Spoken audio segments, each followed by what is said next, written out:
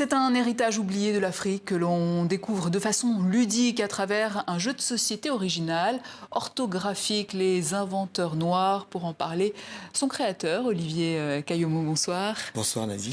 Alors c'est une nouvelle version que vous sortez là. Quelle est la différence avec l'ancienne version ? Alors l'ancienne version, la toute première, était destinée au pays, donc la RDC en particulier. Oui. Et là, c'est sur des thématiques spécifiques, mais qui touchent ou qui ont un impact ou un trait direct avec l'Afrique, la jeunesse africaine ou sa diaspora. Alors, donc, les inventeurs noirs, en l'occurrence. Alors, orthographique pays, je rappelle que c'était voilà. Ça, c'est les inventeurs voilà, ça, noirs. c'est les inventeurs noirs. Juste pour rappeler que c'était le premier jeu de société africain moderne. Oui. Africain moderne. Alors, avant de créer les inventeurs noirs, qu'est-ce que vous vous étiez dit? C'était quoi l'objectif? L'objectif, c'est d'abord de se rendre compte que le progrès de l'humanité, c'est quelque chose qui a fait que tout le monde a participé. Et curieusement, parmi ces ces génies noirs, on n'en parle pas beaucoup. Quand on présente les Noirs en général, et Dieu sait que nous sommes très bons dans certains domaines, la musique, et c'est vrai, les sports, c'est vrai, mais pas que dans ça. Oui. Et donc sur le plan scientifique, nous le sommes également. Oui. Et avec tout ce que les Noirs ont traversé à travers l'histoire, on passe par la colonisation ou même l'esclavage, c'est comme si, quelque part, on ne veut pas tellement montrer cet héritage scientifique. Et donc, mais comment vous expliquez cela? Je pense qu'en partie, il y a l'héritage de l'esclavage d'un côté, parce que la majorité de ces inventeurs noirs, majoritairement, sont noirs américains. Oui. Et on se rend compte que ces génies, ça va être libéré finalement après l'abolition de l'esclavage. Donc quand Abraham Lincoln signe l'abolition de l'esclavage, et là on va voir un nombre incroyable des inventeurs noirs qui vont aller déposer leur brevet. Donc c'est lié notamment à l'esclavage, c'est lié aussi à la colonisation du côté du continent. Donc, on veut laisser que l'Afrique ne se présente que dans certains domaines, pas tellement dans les secteurs scientifiques. Et nous, ça nous a quand même bougé, et nous nous sommes dit non, il faut aller ressusciter quelque part, parce qu'ils sont là. Personne aujourd'hui, il y a beaucoup de gens qui ne savent pas, par exemple, que les feux de signalisation qu'on voit dans toutes les villes, mais ça a été inventé par un Noir. Par qui? Garrett Morgan Augustus. Donc ça, ce sont des choses que il faut transmettre parce qu'ils ont existé. Et l'idée, c'est aussi de permettre à la jeunesse africaine d'aujourd'hui d'avoir de repères. Et si nous leur donnons ces inventeurs noirs, notre rêve absolu, c'est que dans les années à venir, dans les générations à venir, qu'il puisse y avoir encore beaucoup plus d'inventeurs, des créateurs, des scientifiques. Voilà. Et justement, à qui s'adresse ce jeu ?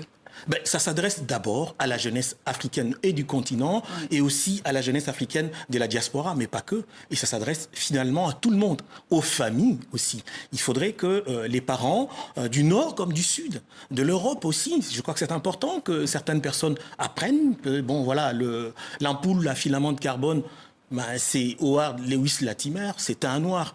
Toutes ces choses-là, et il y en a, Dieu sait qu'il y en a beaucoup. Et donc nous les avons rassemblés, concentrés et mis ça dans un coffret pour permettre à toute l'humanité finalement d'en profiter.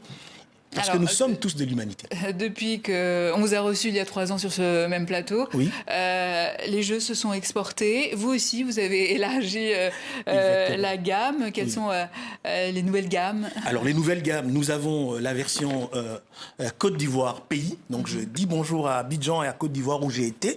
J'ai été très bien reçu. Voilà, il y a beaucoup de demandes.